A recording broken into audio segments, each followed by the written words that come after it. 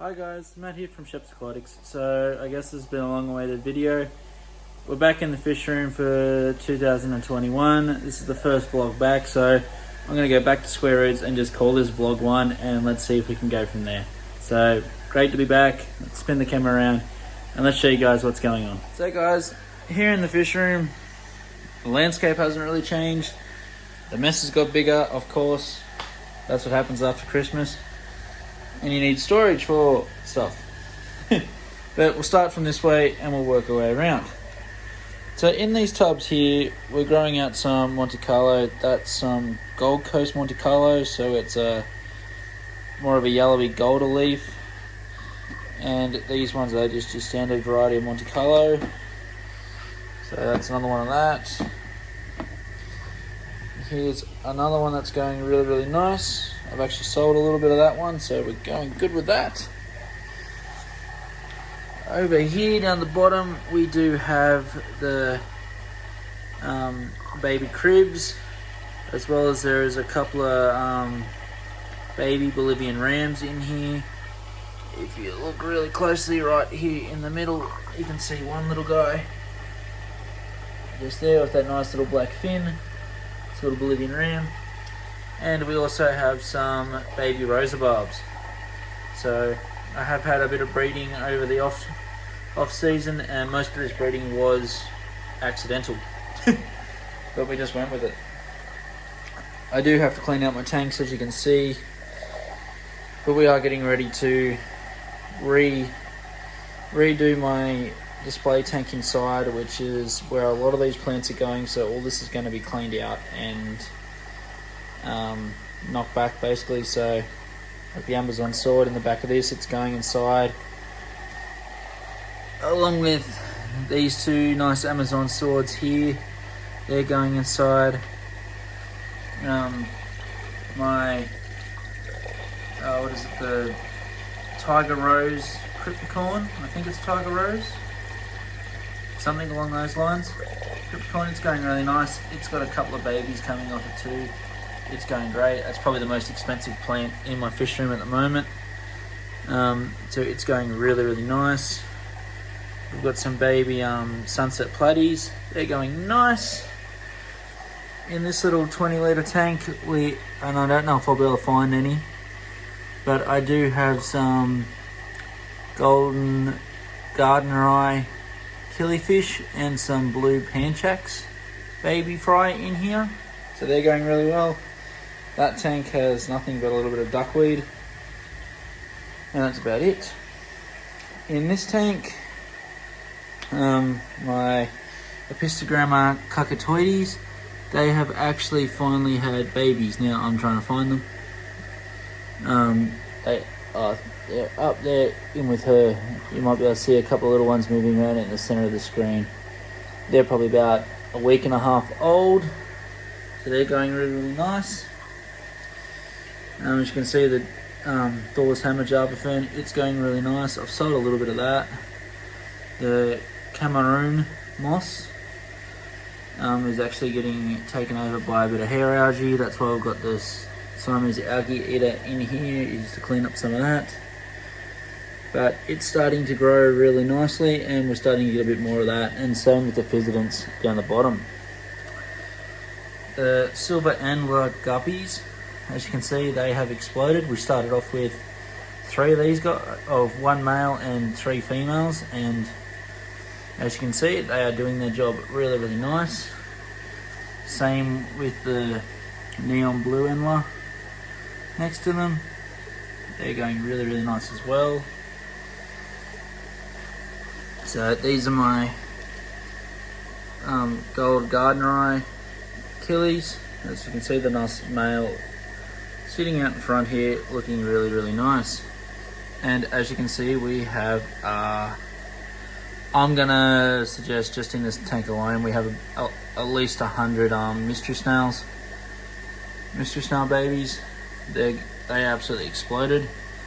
I did a bit of a way of hatching these guys out, so I got the most out of them, and it seems to work. So you can see we have the blue panchaks, that's the female. The male is hiding probably underneath that swasitang. There. In this one we have the Helicalia. I'm not 100% sure. The nice killifish with the red tail when I can find the male, which is always hiding on me for some reason. Usually he's up in front and center because he likes to be fed, but these little guys are the females, so we've got 2 females and 1 male. In the tank next to him, this is turning into a bit of a blackwater tank. When we can find them, so in the back here, I don't know if it's going to focus on him, but we do have a better rubra pair in here. So I think that's the male sitting in the back there. In this far tank, oh, we lost focus. Come back, there we go. We have the Pygmy spotted Rasboras. Actually trying to breed these guys, so that's why I've got the heap of swasitang in here and the nice colony in here. Am trying to breed them. I think I'm getting eggs. I'm not seeing any fry. I think that's because I don't know, I'm feeding them really small foods, but I think the adults are just eating them. They are really easy to breed, really hard to raise the fry because our fry are so small. In this tank is where we have the Crebensis adults, as well as another bunch of Crebensis babies. So as you can see, there is quite a few of them in behind that. I am letting the parents raise these guys because I don't have enough tanks to split them off, and at the moment I have enough Crebensis babies to last me a little while. When they get big enough, I think my fish store will love me because they actually asked me to breed them for them. In this one we have the Bolivian Rams. These guys have had a couple of lots of fry, but seem to keep eating them. But that was before I added the bits of driftwood and a few extra plants and started getting some floating plants to put on top of these guys. And since then they haven't actually they've laid eggs, but the eggs haven't hatched. So just waiting to see if when they have fry next time, whether they look after themselves in this type of tank now. So there you guys go. Oh, here's the nice male. He's come out now. As you can see, he's really stunning. Now, that'll be the next lot of killifish I try to breed. As I said, I've only got 1 tank to raise the fry in. You do not want to mix the fry up of the killifish because the females look nearly identical as they're growing up, so it's very, very hard to tell the difference between the golds and them guys. I think it'll be okay, but I still don't want to risk it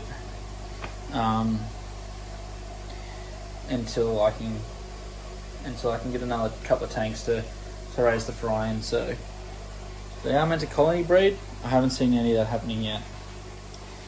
Down in this bottom sort of overflow holding tank, we do have a bunch more mystery snails, and these guys, the mystery snails, actually bred and hatched naturally, and I've counted probably about 20 or 30 in here, so I'm assuming there'd be close to 100 or so in here.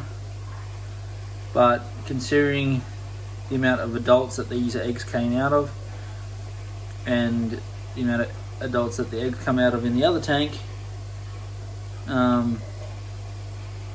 my other way of hatching the eggs seems to be a lot more fruitful, and I seem to have been getting a lot more babies the other way. So these guys are actually sort of around the 7 to 8 millimeters now. When they get up around a centimeter, so 10 millimeters to a centimeter, or just under half an inch, I'll start thinking about selling them back to the fish store and seeing if he wants them. If he wants them, he can have them for a pretty reasonable price. And yeah, so during the off time, I have basically left my tanks go and let the fish do what they would do naturally. All I come in here to do is a water change. I feed them, I leave. I don't spend hours in here like I used to. I'm not spending a lot of time in here mucking around like I used to, because actually at the moment I just don't have the time. And yeah, they seem to be breeding themselves and without human intervention. I've just put them in the tanks and let them go, and just going with what I've been noticing. So this 6-foot tank, I haven't got around to sealing it yet. I've actually only just dropped all the water out of this tank, because when I dropped it down to about 2 inches deep and took the fish out and all the plants, I actually started noticing that I had fry in that tank, and those fry are my rosabarbs. So all these rosabarbs were actually saved from that 6-foot tank after I drained it. So I think I've got about 20 or so rosabarbs in here, which from this nice yellow color, which is what you usually buy them at. When they get full grown, they get this nice rose gold color. That's what they're called, rosy barbs. The males are a little bit darker and the females that nice lighter colored one. I did try putting them into an outdoor pond to try and breed them in an outdoor pond, so I put 2 males and a female out in the outdoor pond, and unfortunately the neighbour's cat got them. So lesson learned there. Put covers over my ponds to stop the neighbour's cat going fishing. So there you go, guys. So hopefully this is the start of a new era. I am going to go back to doing my weekly vlogs. Again, like I said, I'm going to basically restart the vlog count. So we're starting at 2021, vlog 1, and let's hope we can go really well from here on out. So thanks for watching, guys, and I'll catch you on the next video.